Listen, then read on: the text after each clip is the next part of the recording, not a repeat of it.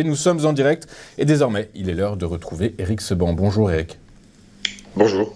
Merci d'être avec nous ce matin. Vous êtes trader, formateur et coach. Eric, comme vous nous l'aviez annoncé, le DAX a rebondi sur une zone de support que vous avez identifiée. Par la force des choses, le mouvement se poursuit. Seulement ce matin, le mouvement semble s'essouffler. Est-ce qu'il faut craindre un début de consolidation sur l'indice phare allemand, selon vous ? Consolidation, alors peut-être intraday éventuellement. À l'instant T, nous sommes sur une zone de support, on est toujours dans la zone de support, elle est assez large. C'est un niveau qu'on a franchi à la hausse mardi, sur lequel on revient, on est revenu hier, qu'on n'a pas enfoncé à la baisse, donc on n'est pas repassé dessous. Pour l'instant, on est toujours à l'intérieur et c'est maintenant que ça se joue en fait. C'est-à-dire que soit on rebondit sur cette zone et on va chercher un cran plus haut, peut-être même les derniers plus hauts. Et dans ce cas-là, on aura une indication parfaite que le DAX n'était pas vulnérable, qu'il était trop tôt pour parler de tendance baissière, que la zone 17 920-970 dont je vous ai parlé longtemps a bien effectivement joué son rôle de support important de la zone, même si vendredi, vous avez pu le constater, on a tenté de passer en dessous assez violemment, moins 320 points, et puis en deuxième partie d'après-midi, hop, on a tout repris dans l'autre sens pour finir au-dessus de cette zone. Et depuis, lundi, mardi, on a rebondi. Donc on a bien vu qu'en effet, il y avait de la ressource, que les niveaux importants sont défendus, parce que vous voyez cette mèche importante, 320 points, c'est pas anodin, surtout en intraday, dans un sens puis dans l'autre, on a clairement une indication donc de préservation d'un niveau. Et maintenant, on a une nouvelle indication. C'est ça que j'attendais la semaine dernière. Je vous disais, je manque d'idées, comme beaucoup d'opérateurs. D'ailleurs, ça se voit toujours. On a peu de densité. On a vraiment un marché qui est livré aux algos, qui font l'essentiel des mouvements en intraday. En intraday, d'ailleurs, les mouvements ne nous donnent pas beaucoup d'indications supplémentaires. C'est un peu brouillé. Il y a beaucoup d'algos sur le marché. Beaucoup d'algos, une faible densité. Et ça, c'est, je pense, c'est mon analyse, lié au fait qu'il n'y a pas beaucoup d'idées dans les tuyaux, c'est-à-dire qu'on attend de savoir maintenant un peu plus au niveau de l'évolution, où replacer ses repères et comment mettre en place de nouveaux scénarios. Donc on laisse faire, on se retire. Quand il y a moins d'acteurs dans le carnet, forcément, il y a moins de densité. Quand il y a moins de densité, l'impact des algos est beaucoup plus important. C'est eux qui font et défont les mouvements en intraday. Alors ça va tout le temps dans le même sens. C'est souvent très lent. C'est pas facile de travailler en intraday depuis le début de la semaine.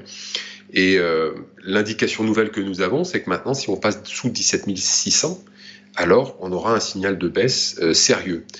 Sérieux, mais ça reste que chartiste. Donc ça veut dire qu'il faudra quand même tenir compte du contexte et que si on y retourne, on verra. Alors d'abord, il faut y retourner et il faut clôturer en dessous. Il faudra voir dans quelles circonstances on y retourne. Parce que, évidemment, le contexte va jouer pour beaucoup. Il y a le chartisme, il y a le technique, et puis il y a le contexte. C'est trois dimensions sur lesquelles il faut porter son attention. Parce que si la volatilité n'augmente pas beaucoup alors que l'on baisse sensiblement et qu'on y retourne, parce que c'est pas tellement de baisser, on a baissé une première fois, bon, on a défendu le niveau, mais si on y retourne, c'est déjà une indication. Donc regardez comment se comportera la volatilité à ce moment-là, ce sera très intéressant. Si elle ne bouge pas, c'est-à-dire qu'en effet, même jusqu'à 17 600, eh bien les opérateurs de long terme ne sont pas vulnérables. On voit qu'ils ne sont pas vulnérables. La preuve, c'est que même quand on a baissé et qu'on a enfoncé un niveau que tout le monde a vu, eh bien, il n'y a pas eu de panique, évidemment. Donc, ça montre qu'ils sont protégés. Le niveau de volatilité, il a à peine baissé. On est monté de 400 points, il a baissé de 2%. C'est à peu près ce qu'on a en ce moment. Donc, il y a, pour l'instant, on va dire que sur la volatilité implicite des options, on n'a pas de nouveau. Donc, il n'y a pas de recherche supplémentaire de protection. Bon, le marché a remonté, a rebondi, donc c'est plutôt une bonne nouvelle, c'est logique. Elle ne baisse pas foncièrement. 17 600, presque un non-sujet, puisque dès qu'il a été touché, on est reparti. Donc tout ce qui était envisageable et envisagé s'est produit. Et puis maintenant, on a à nouveau des pions qui sont sur l'échiquier avec 17 600. Donc encore une fois, en tenant compte du contexte. Et puis surtout les derniers plus hauts, parce que on parlait la semaine dernière, est-ce qu'on a pris une tendance baissière ? Non, un biais baissier, oui, on a un biais baissier depuis le début avril. Mais depuis le début avril, on n'a absolument aucun rebond significatif. On a notre premier rebond significatif. En fait, le DAX baissait depuis le début avril comme il était monté, sans aucun retracement. Donc, il faut que le marché imprime une évolution qui donne des indications. Donc, maintenant, on en a une. Est-ce que, justement, là où nous sommes actuellement, ça va être un catalyseur pour indiquer à ceux qui avaient des velléités baissières que non, c'est pas le moment, et donc dans ces cas-là, un rebond, et puis on va chercher les nouveaux plus hauts. C'est possible. Est-ce que, parce que ça se détend, comme vous le disiez, sur le plan géopolitique, c'est une raison pour envisager ça? Peut-être. Enfin, je sais qu'il y a beaucoup de résultats cette semaine. Je pense que beaucoup sont déjà publiés.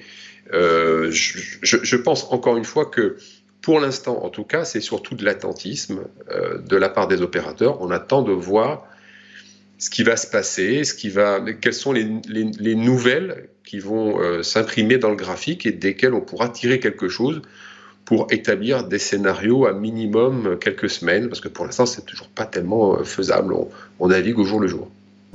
Ok, on navigue au jour le jour. Et du coup, par la force des choses, on est aujourd'hui dans un peu une forme d'acmé de la publication des résultats d'entreprise de part et d'autre de l'Atlantique, et notamment côté américain, où près de la moitié des 7 magnifiques vont publier leurs résultats aujourd'hui. Du coup, par la force des choses, est-ce que ça peut avoir un impact sur l'évolution du DAX que vous traitez, vous, c'est-à-dire les options sur le DAX? Alors, je ne traite pas que les options. Les options, c'est un outil supplémentaire, mais c'est essentiellement les futurs. Cela dit, la